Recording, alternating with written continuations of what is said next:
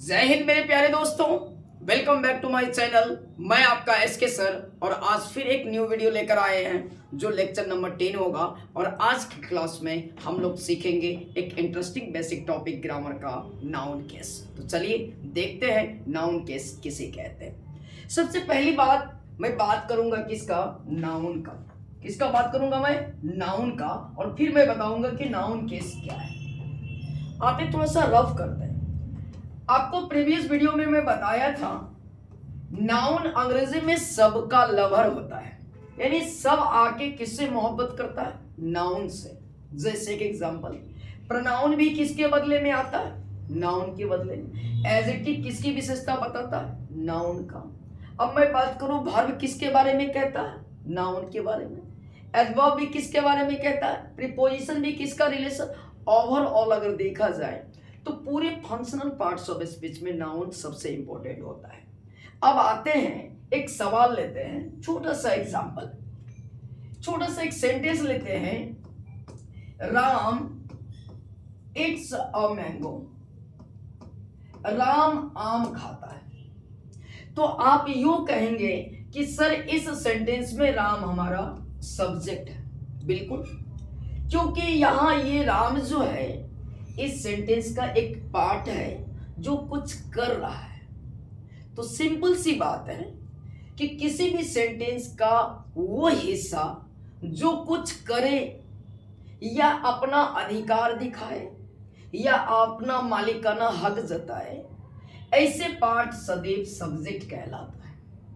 लेकिन सवाल मेरा वो नहीं है कि आप सब्जेक्ट बताइए, सवाल मेरा ये है कि आखिर ये राम जो नाउन है, आप हमें ये बताइए ये किस रूप में है।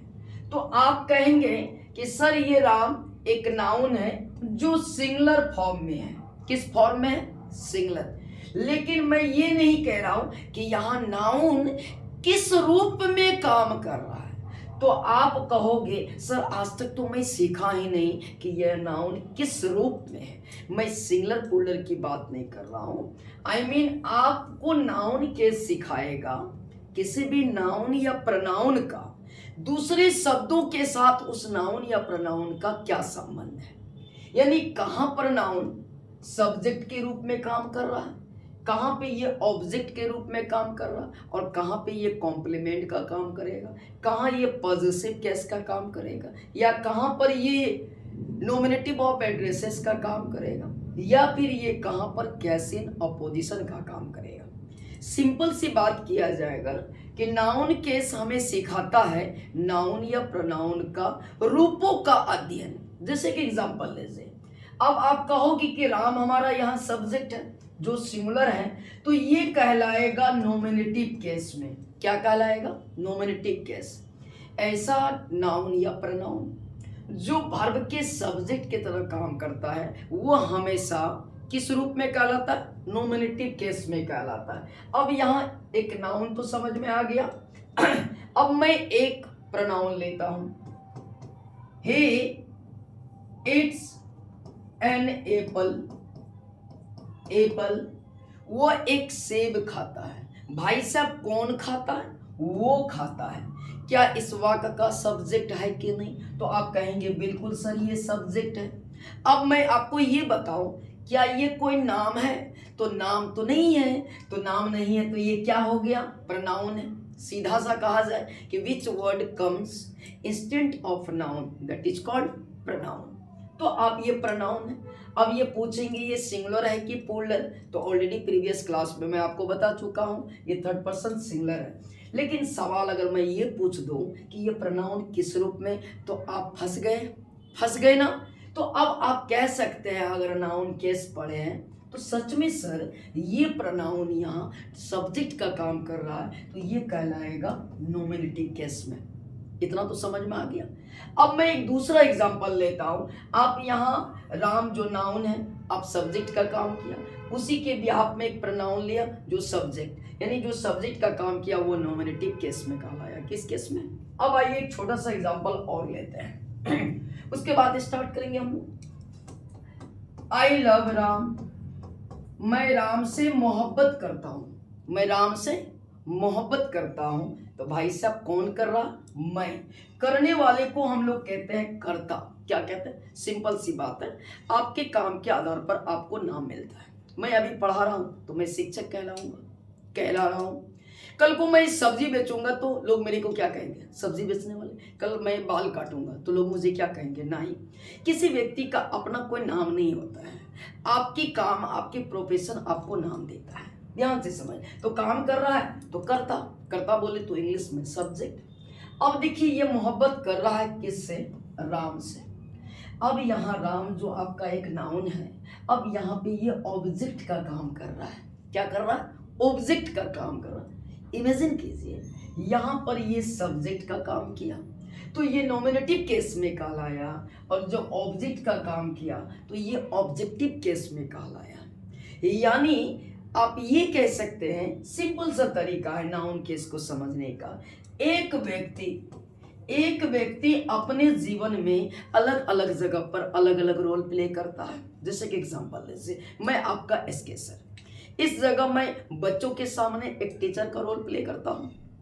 अब मैं अपने पेरेंट्स के पास उनका एक बेटा का रोल प्ले कर रहा हूँ। अब मैं अगर पत्नी के पास हूँ तो उनके हस्बैंड का रोल प्ले कर रहा हूँ, ठीक है। अब अगर मैं अपने बच्चों के साथ हूँ तो उनके सामने मैं एक पेरेंट्स का रोल। तो आपने क्या सीखा इस एग्जाम्पल से कि एक व्यक्ति अलग अलग जगह पर अलग अलग रोल प्ले करता है और सभी जगह अपनी ड्यूटी वफादारी से निभाता है, तो वो व्यक्ति क्या कहलाता है? एक बेहतर व्यक्ति कहलाता है।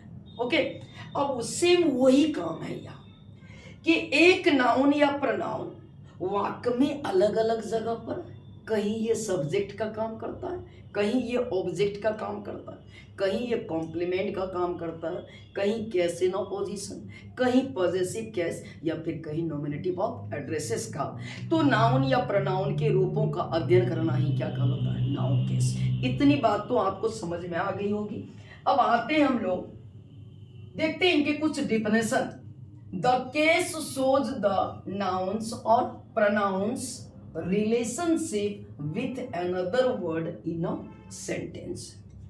कहता है नाउन केस दिखाता है किसी नाउन या प्रनाउन का संबंध किसी दूसरे शब्दों के साथ, कहाँ? वाक्य में, तो वो क्या कहलाता है? Noun case. एक डिफिनेशन ये हो गया। Otherwise you can give another definition. Noun case shows the exact position of noun और प्रनाउन। आई मीन आप कह सकते हैं कि नाउन केस किसी नाउन या प्रनाउन की एग्जैक्ट पोजीशन को दिखाता है। अब आइए कुछ एग्जाम्पल के जरिए हम देखते हैं। Ram pledge cricket, Ram cricket खेलता है, तो आप कह सकते हैं कि सर ये नाउन यहाँ सब्जेक्ट का काम कर रहा है। अब सेकेंड सेंटेंस में देखिए, आई लव राम, अब राम यहाँ ऑब्जेक्ट का काम करता है। यही तो सीखना है कि सर ये सब्जेक्ट कैसे हुआ और यहाँ ये नाउन किस रूप में है। आप कह सकते हैं सब्जेक्ट के रूप में है, सिंगुलर है, लेकिन सवाल है ये किस रूप में है, तो आप कहेंगे नॉमिनेटिव केस में है। यहाँ ये नाउन क्या है? ऑब्जेक्टिव फॉर्म में है। अब आइए, सी इट्स एन एप्पल, वो एक एप्पल खाती है, तो यहाँ आपका जो ये प्रनाउन है ये किस में है? नॉमिनेटिव केस में। ओवरऑल आप इतना जरूर कह सकते हैं कि जो वाक्य का सब्जेक्ट होता है, नाउन या प्रनाउन, जो वाक्य का सब्जेक्ट होता है कोई नाउन या प्रनाउन, वो हमेशा नॉमिनेटिव केस में कहलाता है। किस में कहलाता है? कर्ता कारक कहलाता है। क्या कहलाता है? और ऐसा ऑब्जेक्ट जो कोई नाउन या प्रनाउन किसी वाक्य का ऑब्जेक्ट की तरह काम करता है, वो इस कारक में कहलाएगा ऑब्जेक्टिव केस में। नॉमिनेटिव केस को ही हम लोग कहते हैं सब्जेक्टिव केस, और ऑब्जेक्टिव केस को ही हम लोग दूसरा नाम से जानते हैं अक्यूसेटिव केस के नाम से। तो इतना तो समझ में आ गया होगा कि हम इस क्लास में क्या सीखने वाले हैं नाउन केस के बारे में। और पूरे नाउन केस में हम आपको इतने यूनिक चीज बताएंगे, the difference between object and complement, kinds of object, position of object, forms of possessive case, ये सारे दोस्त मैं इसमें बताने वाला हूँ आपको। और केस का वो टेबल जो खास करके जो मेन चैप्टर होता है नरेशन, जहाँ प्रोनाउंस के फॉर्म का यूज करते हैं, वो सबसे इंपॉर्टेंट होगा कि पॉजेसिव केस के फॉर्म के बारे में जानेंगे। पॉजेसिव केस के चारों फॉर्म के बारे में, एनसी, पीए, पीपी और ओसी के बारे में। तो चलिए चलते हैं नाउन केस कितने टाइप्स का होता है, ठीक है। There are 6 form. Noun case कितने टाइप्स का होता है मेरे दोस्तों? 6 टाइप्स का, ठीक है। एक हो गया फर्स्ट में नॉमिनेटिव केस, आप इसी को कह सकते हैं, दूसरे नाम से भी जानते हैं हम लोग, सब्जेक्टिव केस के नाम से। दूसरा हो गया ऑब्जेक्टिव केस, इसी को आप कह सकते हैं ऑब्जेक्टिव केस, यानी तो हम लोग डेटिव केस के भी नाम से जानते हैं। थर्ड हो गया complement of verb. Possessive case, possessive case को हम लोग एक और नाम से जानते हैं, जेनेटिव केस के नाम से, आसानी से। और एक चीज हमेशा याद रख लीजिएगा कि ग्रामर में खास करके जिसके भी अदर नेम है उसे जरूर याद रखें। हो सकता है मान के चलिए आप पॉजेसिव केस पढ़े, अगर इत्तेफाक से कहीं क्वेश्चन में आ गया या किसी ने पूछ दिया कि जेनेटिव केस किसे कहते हैं, तो आपको ये याद रखना होगा कि जो पॉजेसिव केस है वही हमारा जेनेटिव केस है। और फिफ्थ में नॉमिनेटिव ऑफ एड्रेसेस, या इसी को कहते हैं हम लोग वोकेटिव केस। और फिर केस इन अपोजिशन। एक एक करके सभी को डिफाइन करेंगे। और फिर एक चीज मैं आपको याद दिला दूं, ये आपकी बिल्कुल बेसिक क्लास है। जैसे सारे चैप्टर्स को मैं फिनिश करूंगा, आपको लेक्चर 1 में मैं सारे चैप्टर्स का नाम दे चुका हूं। और बेसिक में जो 10 चैप्टर्स हैं उसी में से एक चैप्टर है नाउन केस। तो एक एक करके सारे वीडियोस आपको लेक्चर 1 से मिल जाएगा, कहाँ? प्लेलिस्ट में। आप एक एक करके बेहतर नोट्स भी बना सकते हो और बेहतर सीख भी सकते हैं। बाद बाकी अगर कहीं प्रॉब्लम होती है तो आप मुझे कमेंट कर सकते हैं, आप मेरे मैसेज कर देंगे तो मैं आपको रिप्लाई दे दूंगा। तो मैं बात करूं पहला किसका? नाउन केस का, ठीक है। आइए देखते हैं नाउन केस किसे कहते हैं। नाउन केस को शॉर्ट में कहते हैं हम लोग एनसी। क्या कहते हैं? NC. When the form of a noun और प्रोनाउन, नाउन या प्रोनाउन का वो रूप which is used as the subject of a verb called NC is called NC।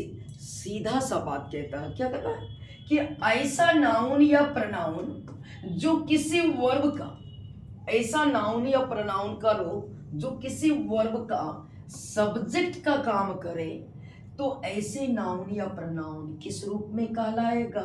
NC. क्या कहलाएगा? नॉमिनेटिव केस में। मैं फिर से रिपीट कर देता हूं, आपको आसानी से समझ सकते हैं, ओके। कि ऐसा नाउन या प्रोनाउन का रूप जो किसी वर्ब का सब्जेक्ट की तरह काम करे, उसे क्या कहते हैं हम लोग? Nominative case. क्या कहेंगे? अर्थात ऐसे नाउन या प्रोनाउन को आप कहेंगे कि सर ये नाउन या प्रोनाउन हमारे नॉमिनेटिव केस में। एक चीज सीधा कहा जाए कि जो नाउन या प्रोनाउन सब्जेक्ट होता है उसी को कहते हैं नॉमिनेटिव केस। उसी को क्या कहते हैं? Nominative case. आइए कुछ एग्जाम्पल के जरिए देखते हैं हम लोग। Mohan reads a book. चलिए, मोहन रीड्स अ बुक। अब ध्यान से देखिए, मोहन किताब पढ़ता है। तो ऑलरेडी आपको मैं सिखा चुका हूं भाई साहब, इस वाक्य में हो क्या रहा है? हो रहा है क्या? पढ़ना। तो जो चीज आप करते हैं वो वर्ब है, वो क्या है? वर्ब है। और देखिए कि इस काम को कर कौन व्यक्ति रहा है, तो देखते हैं मोहन कर रहा है, तो करने वाले को ही ना करता कहते हैं, ठीक है। तो यहाँ आपका ये क्या हो गया? सब्जेक्ट हो गया। अब जाने दीजिए ये बुक क्या है, ये तो बाद वाली बात है। मैंने आपको डिफिनेशन में क्या सिखाया आपको कि ऐसी नाउन या प्रोनाउन जो किसी वर्ब के सब्जेक्ट की तरह काम करे, और ऐसे नाउन या प्रोनाउन आपका क्या कहलाएगा? नॉमिनेटिव केस में कहलाएगा। इतना तो समझ में आ गया, okay. Next, Gita writes a love letter. Gita प्रेम पत्र लिखती है।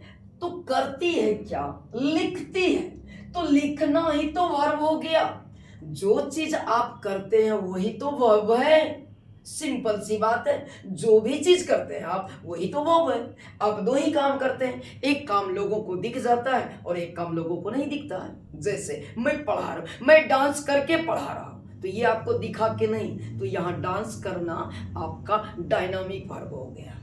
अब मैं किसी से मोहब्बत करता हूं, किसी के बारे में सोचता हूं, किसी को फील कर रहा हूं, क्या ये काम आपको दिख रहा है? नहीं दिख रहा है। तो जिसमें एक्शन ना हो, केवल फील किया जाए, तो ऐसे वर्ब को कहते हैं हम लोग स्टेटिव वर्ब। और जितने भी काम करते हैं वो सारे हमारे वो।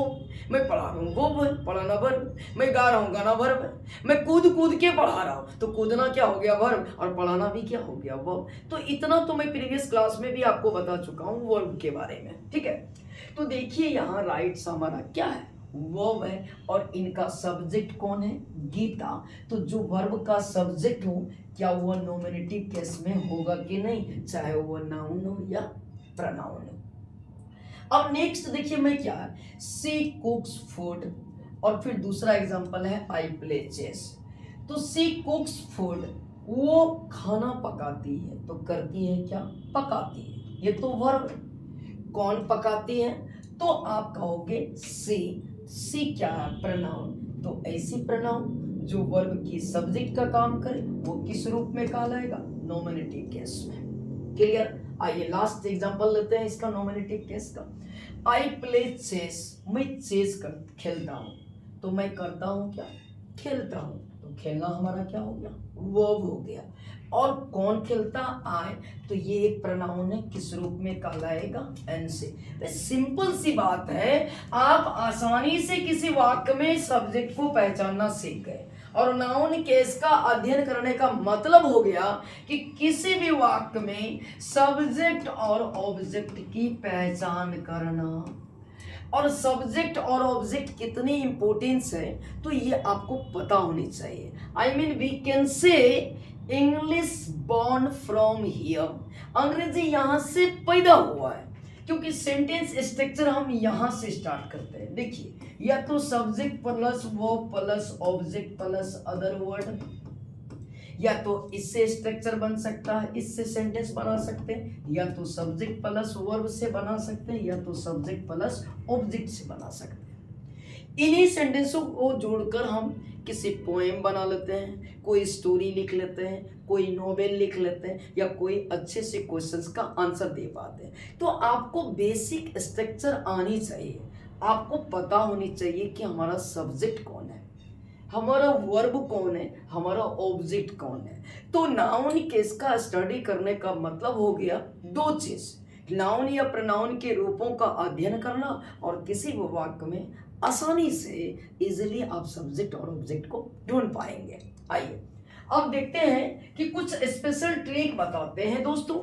किसी भी वाक्य में अगर आपको सब्जेक्ट का पता लगाना हो, किसकी पता लगाना हो, सब्जेक्ट का पता लगाना हो, आप हु से क्वेश्चन कर दीजिए, जो आपको आंसर आएगा वो निश्चित रूपेण क्या होगा, सब्जेक्ट होगा। क्या होगा, जैसे एक छोटा सा एग्जांपल लीजिए, आई लव मोहन, मैं मोहन से प्यार करता हूं। अब आपको अगर कुछ भी नहीं आता है इस वाक्य में, अगर मैं कहूं कि आप सब्जेक्ट की पता लगाइए, तो आपको एक ट्रिक याद रखना है कि किसी वाक्य में सब्जेक्ट ढूंढने के लिए हम हु से क्वेश्चन राइज करते हैं। तो चलिए हम एक क्वेश्चन कर लेते हैं इस सेंटेंस में, ठीक है।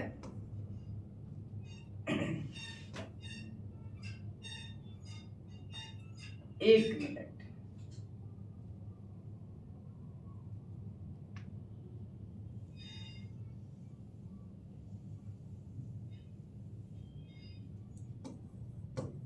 Mohan plays football, plays football. एक छोटा सा सेंटेंस के जरिए हम आपको सिखाते हैं, मोहन प्लेज फुटबॉल। अब इसमें आपको सब्जेक्ट का पता लगाना है, तो चलिए क्वेश्चन कर देते हैं। हु से क्वेश्चन करेंगे, who does play football, play football. तो अब देखिए आंसर क्या निकला, कौन फुटबॉल खेलता है, तो आपका आंसर निकल गया क्या, मोहन। और आप आसानी से कह सकते हैं कि सर इस सेंटेंस में मोहन हमारा क्या है, सब्जेक्ट है। क्या है, सब्जेक्ट है।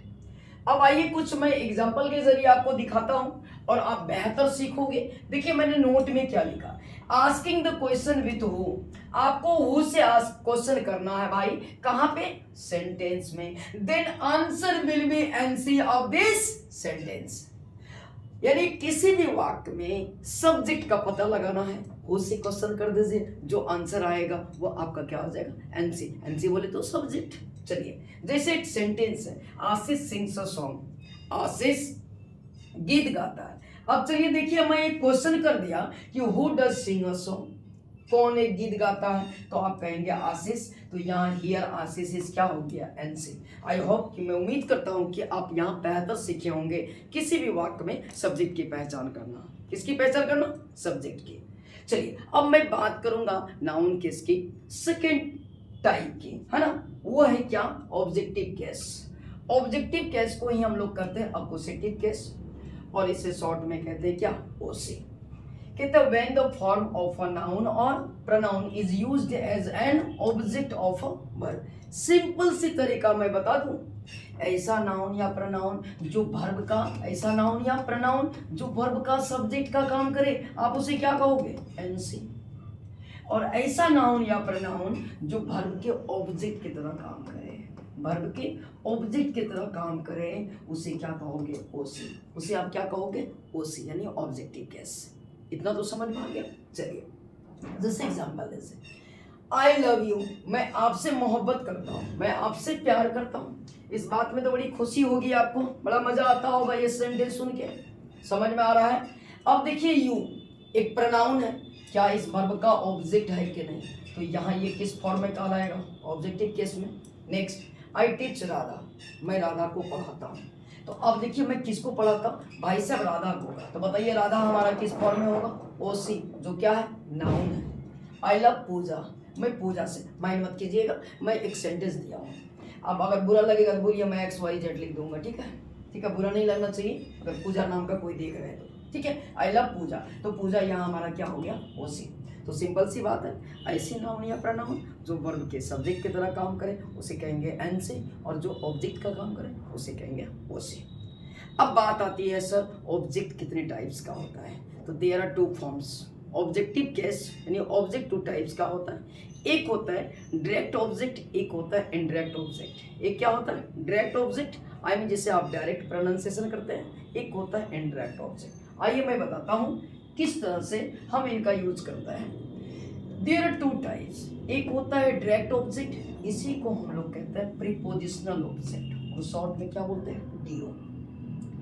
तो सिंपल सी पहले ये लाइन आप लोग नहीं लिखेंगे, ये एक्स्ट्रा टाइप हो गया। चलिए अब मैं बात करूं किसका, डायरेक्ट ऑब्जेक्ट और इनडायरेक्ट। यहां आप अच्छे से समझेंगे ऑब्जेक्ट कितने काइंड्स का, टू काइंड्स का। एक हो गया आपका डायरेक्ट ऑब्जेक्ट, एक हो गया इनडायरेक्ट ऑब्जेक्ट। और याद रख लीजिएगा, ऐसी ऑब्जेक्ट जो नॉन लिविंग के लिए यूज हो उससे कहते हैं हम लोग डायरेक्ट ऑब्जेक्ट, जो किसके लिए हो, नॉन लिविंग के लिए हो। तो बताइए हमारा स्टाइलस कौन सा ऑब्जेक्ट होगा, डायरेक्ट होगा कि इनडायरेक्ट, तो आप कहोगे कि सर इसमें तो कोई जान ही नहीं है, तो ये क्या हो जाएगा, इनडायरेक्ट ऑब्जेक्ट हो जाएगा। बताइए तुम, ये फैन ये डायरेक्ट है कि इनडायरेक्ट, क्या इसमें कोई जान है, it has no life, then we can say sir this is the direct object. अच्छे से समझ में आ रहा है, जितनी भी नॉन लिविंग थिंग हैं वो सारे हमारे डायरेक्ट ऑब्जेक्ट में आता है, और जितने भी लिविंग बीइंग हैं along with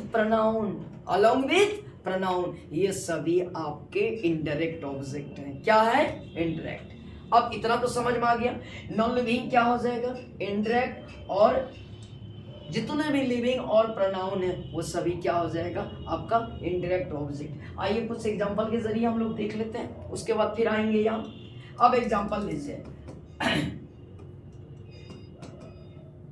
I teach you Urdu, मैं आपको उर्दू पढ़ाता हूँ, मैं आपको उर्दू पढ़ाता हूँ। कौन पढ़ा रहा है, मैं, क्या सब्जेक्ट है कि नहीं, और ये व्यक्ति क्या कर रहा है, पढ़ा रहा है, तो ये हो गया वर्ब। अब ध्यान से देखना है, भाई साहब किसे पढ़ा रहे हैं, क्या पढ़ा रहे हैं, आप किसको पढ़ा रहे हैं, आपको, क्या ये प्रोनाउन है कि नहीं, ठीक है। अब यहाँ देखो कितना इंटरेस्टिंग चीज है भाई, दो ऑब्जेक्ट हो गया, दो ऑब्जेक्ट आ गया। एक है हमारा प्रोनाउन, तो आप इसे मार्क करोगे क्या, सर ये इनडायरेक्ट ऑब्जेक्ट है, और ये उर्दू तो नॉन लिविंग है, तो आप इसे क्या कहोगे, डायरेक्ट ऑब्जेक्ट। क्या कहोगे, डायरेक्ट ऑब्जेक्ट। इतना तो समझ में आ गया। चलिए और एक एग्जांपल लेते हैं, सी लव्स मी, वो मुझसे मोहब्बत करती है, तो वो तो हमारा हो गया सब्जेक्ट। लव्स क्या हो गया, वर्ब। मी क्या प्रोनाउन है कि नहीं, तो प्रोनाउन हमारा क्या हो गया, इनडायरेक्ट ऑब्जेक्ट। और एग्जांपल ले लेते हैं, आई टॉक, आई था राम, मैं राम से बात किया, मैं राम से बात किया। भाई साहब मैं क्या हो गया, सब्जेक्ट, बात किया क्या हो गया, वर्ब। और यहाँ देखिए किससे बात किया, राम से।